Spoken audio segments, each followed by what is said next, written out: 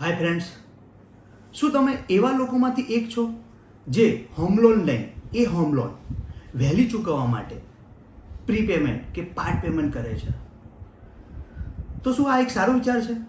શું આનાથી તમે તમારા પૈસાથી પૈસા કમાઈ શકો છો? તો મિત્રો, હું ધવલ રૂપેરા, રિપ્રેઝન્ટ કેપ્કો ફિન્સો પ્રાઇવેટ લિમિટેડ, છેલ્લા 15 વર્ષથી ફાઇનાન્સ ફિલ્ડની અંદર વર્ક કરું છું.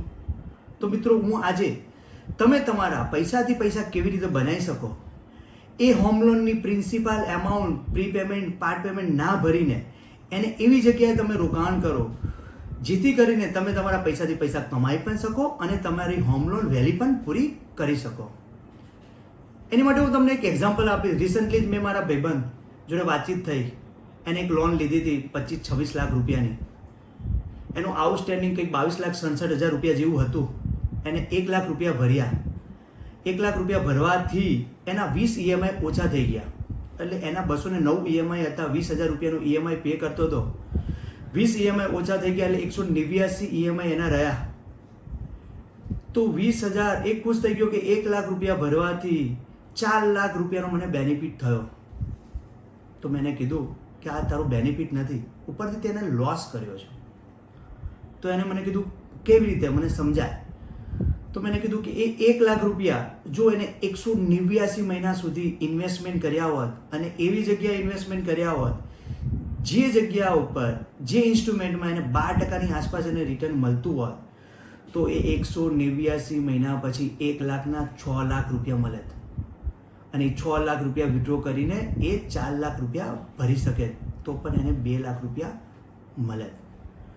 તો ચલો મિત્રો, આજે હું તમને પ્રેક્ટિકલ સમજાવું કે હોમ લોનનો EMI પ્રીપેમેન્ટ કે પાર્ટ પેમેન્ટ ના કરીને એવી જગ્યાએ ઇન્વેસ્ટમેન્ટ કરીને આપણે આપણા પૈસાથી પૈસા કમાઈ અને આપણી હોમ લોન પર ક્લોઝ કરી શકીએ.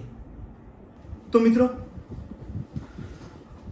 હોમ લોન 1 કરોડ રૂપિયાની તમે લો છો, એમાં આપણે 9%નો રેટ ઓફ ઇન્ટરેસ્ટ રાખીએ અને 20 વર્ષ માટે જો તમે હોમ લોન લો છો તો તમારું EMI 89,973 આવે છે. તમે 1 કરોડની લોન લીધી, તમે ઇન્ટરેસ્ટ 1 કરોડને 15,93,000 રૂપિયા મોટા મોટા ભરો છો. એટલે કહેવાનો મતલબ 2 કરોડને 15,93,000 ભરો છો. તમારી હોમ લોન નવેમ્બર 2024થી ઓક્ટોબર 2044 સુધી ચાલશે. એટલે 2044ના ઓક્ટોબર મહિનાની અંદર તમારી હોમ લોન પૂરી થઈ જાય, જે તમે 89નો હપ્તો ભરશો.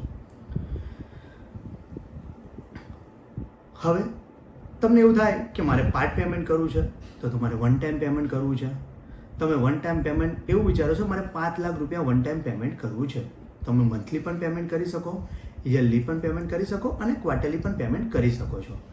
તમે વન ટાઈમ પેમેન્ટ એવું વિચારો છો કે હોમ લોન લીધાના 4 વર્ષ પછી કરો, એટલે કે નવેમ્બર 2028માં કરો.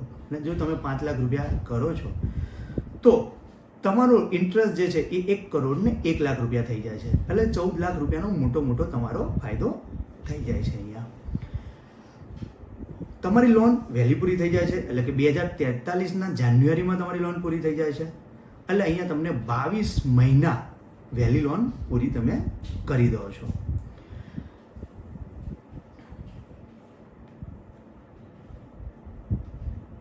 હવે આ જ વસ્તુ જો તમે લોન પૂરી ના કરી અને આ 5 લાખ રૂપિયાને કોઈક એવી જગ્યાએ ઇન્વેસ્ટમેન્ટ કરો છો, તો હું તમને આજે બતાવું છું કે આ 5 લાખ રૂપિયા આપણે માની લો કે મ્યુચ્યુઅલ ફંડની અંદર ઇન્વેસ્ટમેન્ટ કરીએ છીએ, જેમાં આપણને મોટું આપણને 12% જેવું રિટર્ન મળે છે.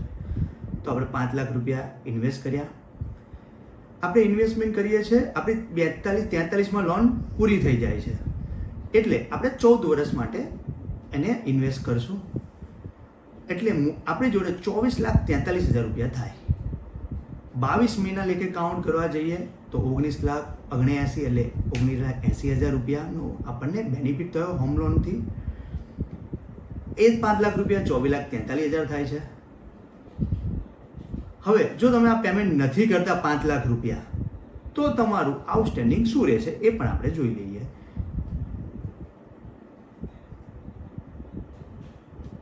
તો તમારું 2043ના જાન્યુઆરીમાં આઉટસ્ટેન્ડિંગ હોત 17,42,000 રૂપિયા. અહીંયા તમે જે 5 લાખ રૂપિયા ઇન્વેસ્ટમેન્ટ કર્યા હતા એની વેલ્યુ હતી 24,43,556 રૂપિયા. તો તમે 24 લાખ રૂપિયા અહીંથી લઈને ત્યાં આગળ 17,42,000 રૂપિયા ભરી શકે. તો આપણે કાઉન્ટ એ પણ કરી લઈએ કે આપણને કેટલો બેનિફિટ થઈ રહ્યો છે. 24,43,556, 17,42,000 આપણે એમાંથી માઇનસ કરશું.